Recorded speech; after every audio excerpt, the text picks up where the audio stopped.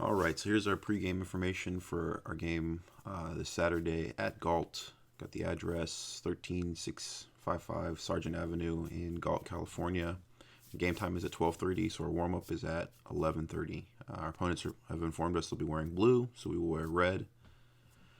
Just remember, the night before, make sure we drink plenty of water. That hydration has to happen the day beforehand, not the day of game. Make sure we get plenty of sleep. Start thinking about, hey, what are the ideas? What do we need to do in our game tomorrow? The morning of the game, make sure you get a good stretch before, as you wake up, before you get in the car, get a good stretch, kind of get the blood flowing a little bit, have an early breakfast, be ready to leave Vacaville at around 10:15 in the morning. Waze is telling me it takes about an hour and 10 minutes. So if we leave at about 10:15, we get there 5 minutes before warm-up starts, so you have time to get your cleats and socks and all that stuff in order, go to the bathroom if you need to, and then we can get our warm-up going at the correct time. Our starting lineup for this Saturday, we'll have Alexander Jacobo as our number 9, our center forward. We'll have Ryan as our right winger, Alexander Valencia as our left winger. We'll have Julian and Ivan as our 2 attacking mids, our 8 and our 10. We'll have Yoel as our 6, our defensive mid. We'll have Aiden and Dylan as our 2 wing backs, Aiden on the left as the 3, Dylan as the 2 on the right. We'll have Wyatt and Ray as our 2 center backs, our 5 and our 4. We'll have Miguel starting in goal.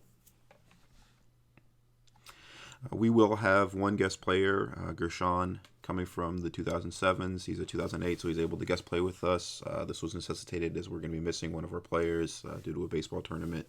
So we'll just make sure that we still have our 2 subs if, in case we have any injuries or anything that's going on. We're able to use that guest player. I'll make sure we say thank you to their parents and to Gershon after the game. So kind of the big game plan has stayed the same. In the first half, we were going to allow the center back, we're going to allow the goalkeeper to have the ball. We're going to try to save a little bit of energy, try to save it for the second half, and allow space in behind for us to counterattack, right? So the kind of that same idea that we've been working on for the past couple of weeks, we want to do that again in the first half, and in the second half we need to do a better job coming out with the right intensity, hopefully with a little bit more energy, and kind of take it to them in the second half. So we're really, really looking for a bigger spark as we go into the second half, as opposed to kind of what we saw last weekend against Davis. We still need to see confidence and patience on the ball. We saw a little bit of that in our game against Davis. We were able to play from our goalkeeper to our center backs. A lot of times our center backs was playing it right back to our goalkeeper, but we were still able to play out, at least in the first half, with a fair amount of regularity, so that's okay. Hopefully we can continue that, maybe get that going for the entire game instead of just one half. Again, we want to be creative. We want to take risks in the attacking half. I highlighted last week against Davis, the one shot, the ball that actually ended up in the back of the net. It was one of our wing backs actually being able to make that run from the defensive line up into the forwards and in front of our forwards to get a shot on goal. That was only possible because we were able to maintain possession and allow them to join that attack. But that's something we're looking for.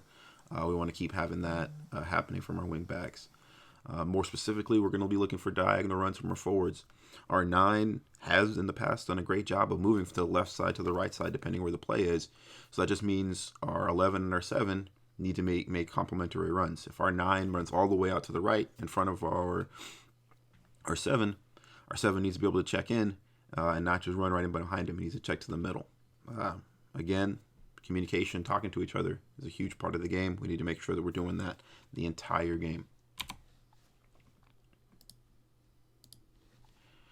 So as I said, we're going to continue with the same idea with kind of leaving the pressure off in the first half. We're going to allow the goalkeeper, the center back, to have possession. So as the ball gets played, our 9 is following their 6. So our 9 is still following their 6. Our 2 center mids are following the opposing center mids. Our 6 and our strong side center back are going on a 2v1 on top of the opponent's number 9. It's hugely important that our 2 center mids realize our 6 cannot step and mark this man, all the time. They need to follow them across the field. They shouldn't be hanging out here saying, oh, our 6 can step and mark this guy. It's like, no, that's your position. You've got to shift over. So we'll allow this man to have possession. We'll let him dribble up the field, and we'll drop all 3 lines, our midfield, our center defenders. Everybody will drop in behind this ball until they start approaching half field, at which point our 9, Alexander Jacobo, that's you this weekend. you're going to be stepping up to stop this ball. So as our 9 steps up to stop this ball, that's going to force our 10 to step into our weak side midfielder to step up, pick up the player that the 9 is leaving. It's going to force our 6 to kind of play in the half space, not leaving this guy, not going completely over to this guy, but kind of getting in the space to intercept the pass if it happens as that's going on. But you see how far shifted over. Last weekend we had a big issue where play would be happening on the opponent's right side, and our right mid would be hanging out over here, waiting for us to win the ball and receive a pass instead of tucking in. Doing this, we're forcing our opponents to play around the outside of us instead of allowing them to play through the middle, which they were able to do last weekend.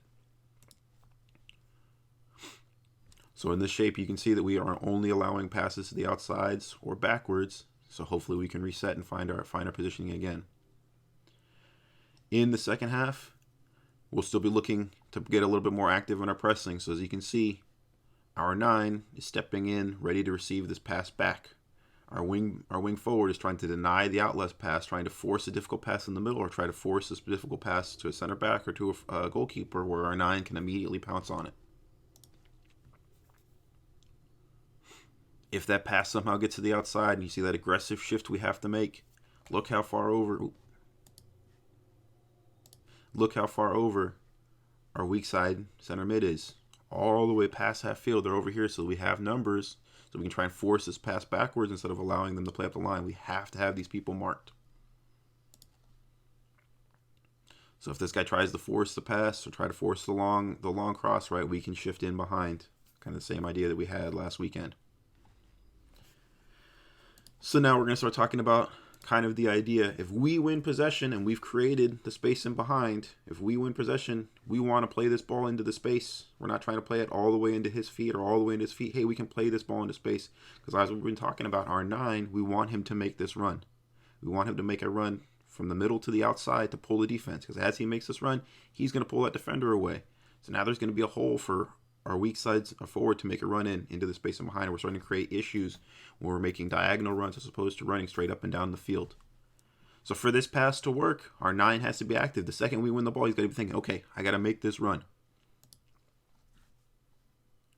So like I said, when this guy wins the ball, he has to make that run. Hey, let's look at what our forward from the other side has done. They started up here. As our 9 makes the run to the outside, our forward cuts in, making that complementary run, and we're going to create confusion.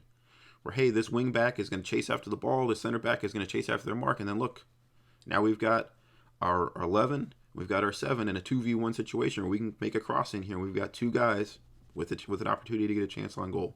So it's very, very important. Our 9 is active. The second we the second we win the ball, he needs to make an attack, a diagonal run in behind. Don't run in front of them. Try to make that diagonal run so you can turn and you can make a run in behind and exploit the space that we're creating by allowing the other team to kind of possess up to midfield. So that's our game plan for this weekend on Saturday at Galt.